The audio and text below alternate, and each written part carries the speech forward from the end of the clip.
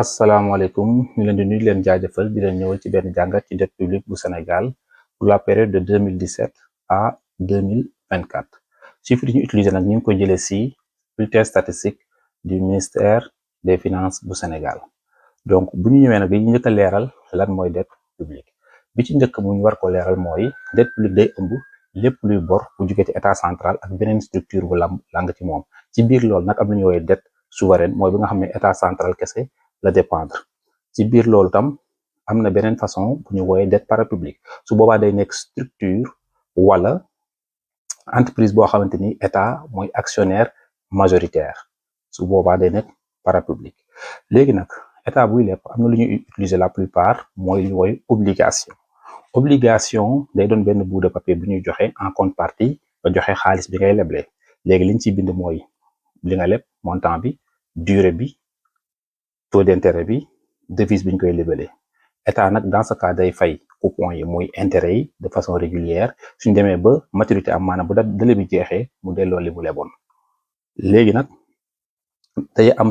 bu dee intérieur la bu dee dañ ko libellé ci devise locale comme Sénégal CFA day doon dette intérieure bu dee dette extérieure nag day doon eurobond maanaam xaalis boo xam ne dañ ko libellé dans une autre devise hors que la devise locale donc euro day nekk ci biir mais aussi mën na làmb yeneen façon devise comme dollar wala yen wala yuan bu ñu xoolee nag dette publique bu Sénégal nekkoon na 60% du PIB dans les années 2017 jékki-jékki yokku ba 2024 mu romb 83 jege 84% te li ñu gën a constaté sax li alarmant mooy entre fin 2022 ba septembre 2023 am na yokk bu gaaw a gaaw bi daanaka 17% bu ci yokk loolu nag xaw na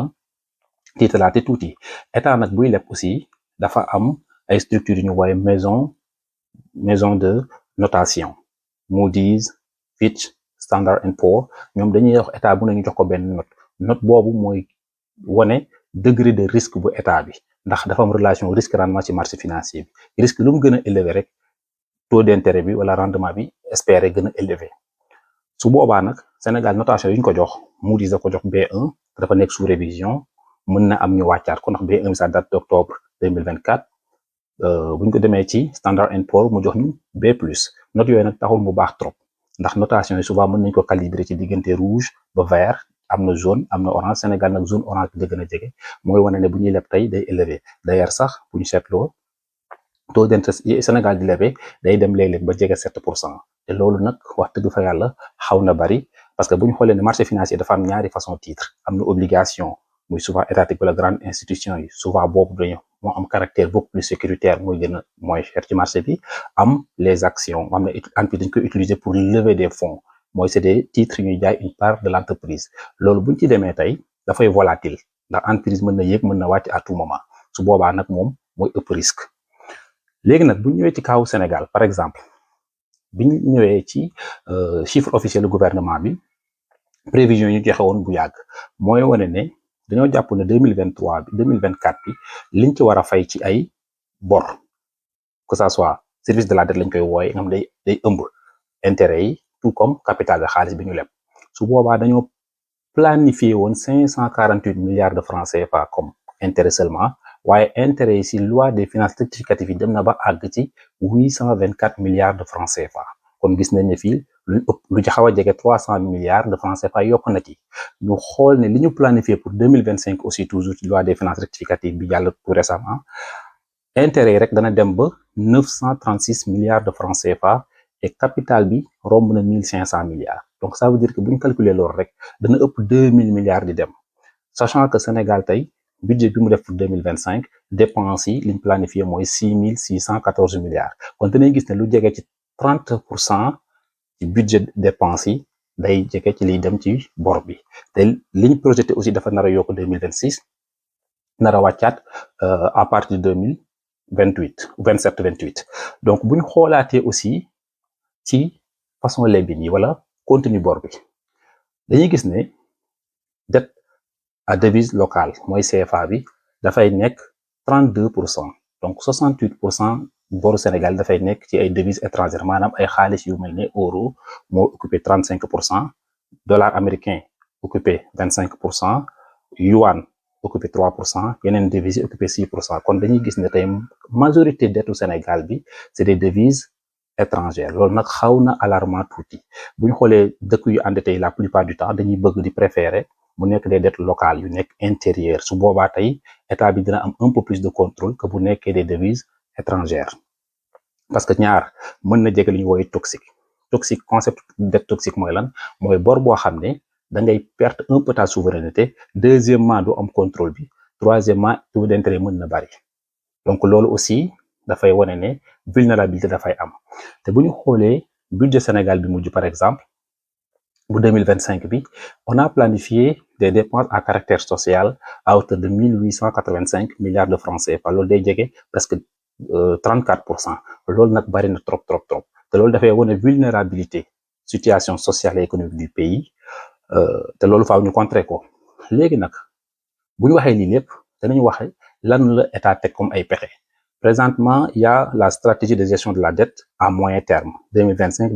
bu ñu def loolu nag li ci état planifié mooy benn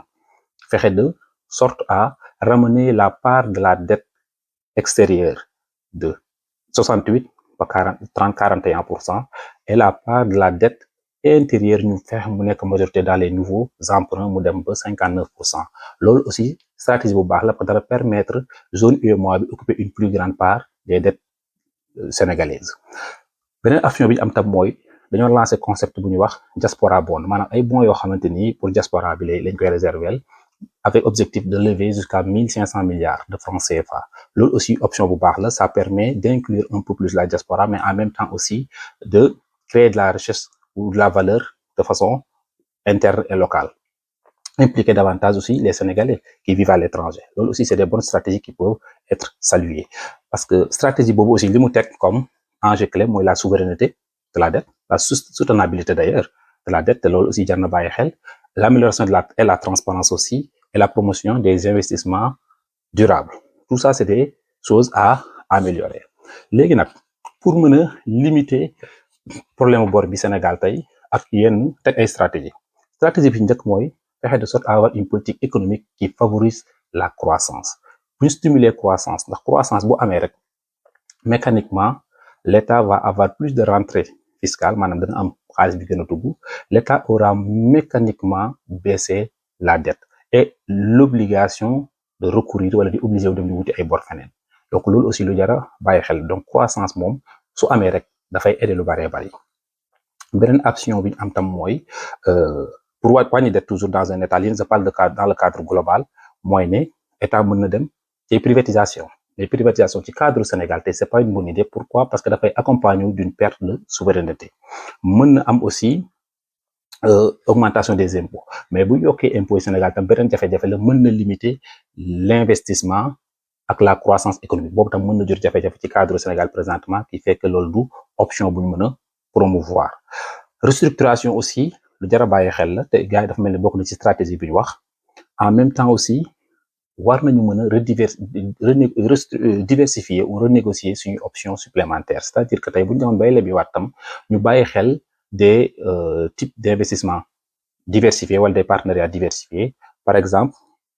am na China Investment Corporation nga xam ne fonds souverain chinois te dañ ko utiliser à caractère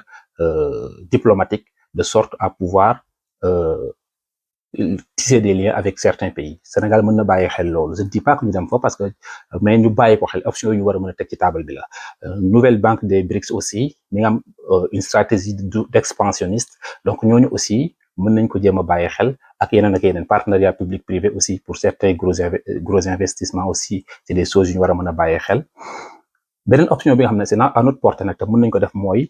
révision des dépenses publiques c'est-à-dire que Sénégal tey bu ñu xoolee de 99 à 2024 seulement à part 5 budgets tous les autres budgets sont des budgets déficitaires c'est-à-dire que Sénégal lu ëpp ñaar fukki at ak juróom suñu génnee juróomi at yeneen ci des yépp suñuy dépenser dañuy dépenser lu ëpp li ñuy am ci xaalis te loolu nag day indi jafe-jafe ci réew ndax su déficit amee rek mécaniquement dañuy obligé soit ñu wuti bor soit ñu wuti yeneen pexe pour mën a compenser pour yooyu ma ngi mel ne ñu ngi dépenser lu ëpp liñ moom léegi nag ça voudra dire que état Sénégal tey war nañu mën a bàyyi xel ndax déficit bi tey bu ñu xoolee 2024 dem na ba 11,6% loolu dafa bari de trop sax donc 2027 bi 2025 bi ñi ngi prévoir 7,08%. loolu tam ba tey bari na ndax la plupart pays yu bari 3% la ñuy jàpp ne waru ko mën a romb li gën sax mooy nga dépenser li nga am bañ am déficit. Certains pays dégagent des excédents budgétaires de façon nag stratégique. Des fois mën nañu recourir à la dette ou à des déficits pour financer ou stimuler l'activité économique, mais lu mën a am lu ne rek faut ñu am prise de conscience xam ne ñi ngi dépenser loo xamante ni il faut ñu trouver un moyen pour assainir les dépenses publiques du Sénégal ndax Sénégal peut-être dafa nekk dans un tournant boo xamante ni tey présentement on affirme notre souveraineté. ñi ngi xalaat aussi battre notre propre monnaie. Il y a plusieurs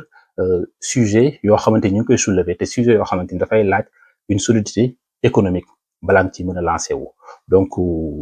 dafa mel ne l'opinion sax d'ailleurs jël na ko parce que souvent les questions et les débats sur la monnaie et des questions comme déficit dette publique commencé na bari jamono ji. Loolu aussi c'est quelque chose à encourager parce que de la discussion ou des débats jaillissent les meilleures idées. Donc ñu leen nuyu leen jaajëfal den wax ba beneen yoon.